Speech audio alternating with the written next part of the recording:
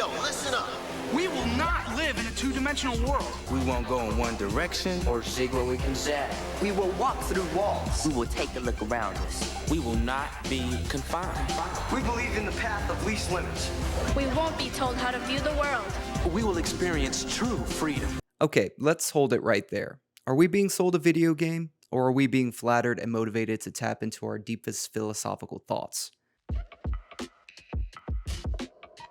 This is Super Mario. He jumps on bad guys and rescues the same princess over and over again from the same dinosaur. What's all this talk about us being free? The rise up and revolt marketing approach. The ending empowering us to change the system. Gotta love those AOL keyword days though. I'm not an advertising expert, but we saw this style and approach a lot back in the 90s. This extreme marketing that you might have seen on places like MTV and Nickelodeon at the time. The shiny and sleek commercial 80s were dead. The 90s were about challenging the status quo, pushing boundaries, accepting grunge as our anthem, and embracing the future that promised technological innovation as now. Super Mario was a 2D legend, molded in the arcade look and grew bigger with every game title that followed 1985's Super Mario Bros. Super Mario Bros. 2, Super Mario Bros. 2 again, Super Mario Bros. 3, Land, World, what could be next? Anyone juiced up in the 80s would tell you only one thing: go bigger. But by the time 1996 rolled around, the world was a lot less Cold War roid ragey and a lot more Bill Clinton on a saxophone-y chill. 90s America was known for its economic stability and widespread growth and productivity. But bigger didn't always necessarily mean better or cooler anymore. Remember those Super Nintendo commercials that reeked of 80s marketing? Now you're playing with superpower. Reagan and G.I. Joe really burned us out on this sort of machismo. The 90s were more about putting sophisticated 3D technology in your hands. So Super Mario 64 felt like a tech-savvy consumer choice, with its bit processor power plastered right in the title for everyone to see, an indicator that you were suave enough to lean into that dial-up scored future and away from the analog-based brick phone past. I have this particular poster with the game cover art on it, and I often get lost looking at it, mainly because it's a contradiction. Mario has taken on a new 3D form, sprouted wings, and now is taken to the sky to announce just how limitless he has become. But then I check out his world behind him. It's so tiny, like a small moon. Mario can fly anywhere, but he's still confined to the atmosphere of this spherical version of the Mushroom Kingdom. Then I remember the game itself. What a trippy, lonely world.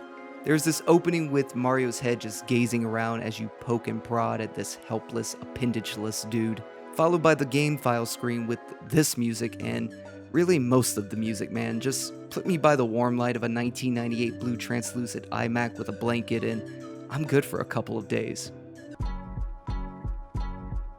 When you finally see the world, you're enchanted by the ambiance of waterfalls and birds chirping, the new sounds of Mario's pattering feet and vocal cues, but you're equally uneased by how alone you are, especially within the castle and the invocation of liminal spaces, and looking at those frozen cloud murals from past games that already felt so long ago.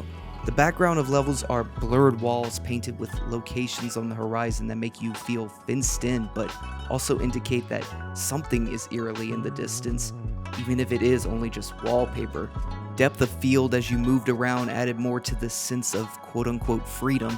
As objects and characters would faintly start to appear from afar, it gave you a real sense of how far away you could be from somewhere. But more important than anything, as the game promised, Mario, and by association you, can move, jump, twist, contort, crawl, push, pull, and fly through rainbow rings like never before. The promise of less limits was not left unfulfilled. But then I remember there's only 16 stages. Compare that to 96 exits in Super Mario World. This game really is not as big and free as promoted, and this sometimes unsettling, weird, claustrophobic world environment only adds to how small it actually feels.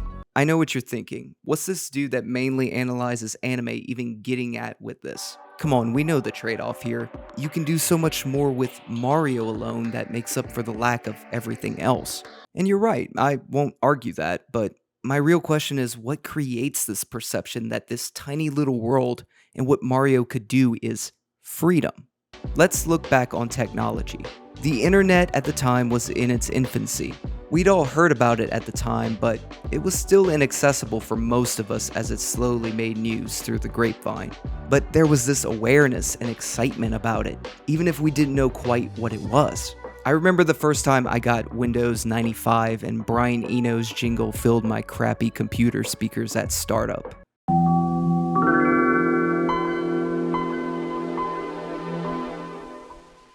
It was so mysterious yet invoking.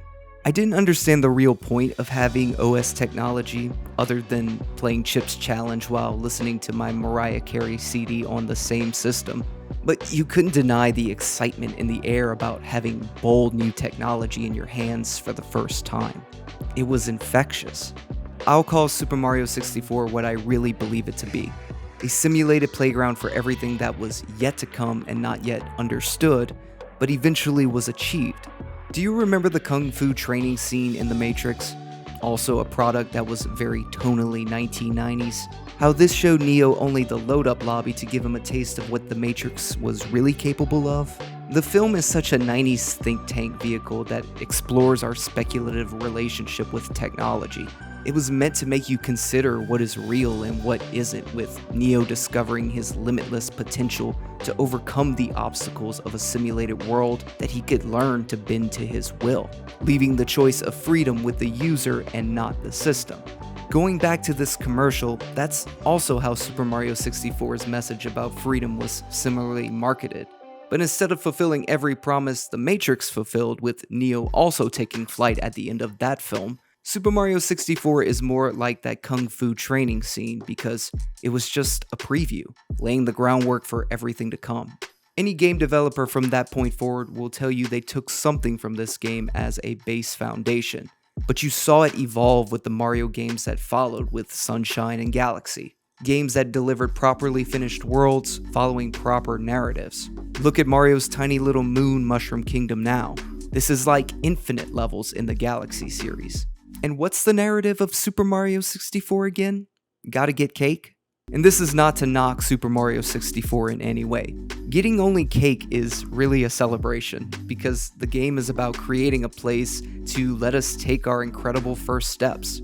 Simplicity is necessary because we still didn't know what we were getting into. We weren't yet able to master something beyond our comprehension, and we gladly settled for just a taste instead. So let us eat only cake for now.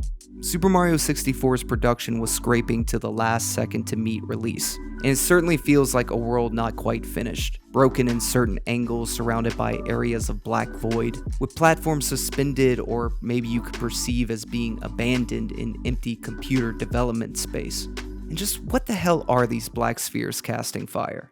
But in this era, things could be left more ambiguous as long as you could demonstrate that Mario was capable of more as a character, a concept, and a game. And this trippy little world became a setting for that possibility to be proven. Super Mario 64 wasn't about freedom. Rather, it was a promise of freedom. Now, in modern times, I'd argue freedom feels interchangeable with the term accessibility. No longer do we look to headlines that read first of its kind, but instead we anticipate slow evolutionary steps in the tech already established. The new iPhone's enhanced camera graphics, 16K monitors, new AI features built into our software, and whatever Bezos and Elon are doing with their space cruises. If there's an answer we seek, we find it in our pocket instantly. We can always know where our kids are. We can control our home thermostat from miles away. And we can even spit in a tube and find out which of the pilgrims were our grandparents. Accessibility dictates what freedom means now.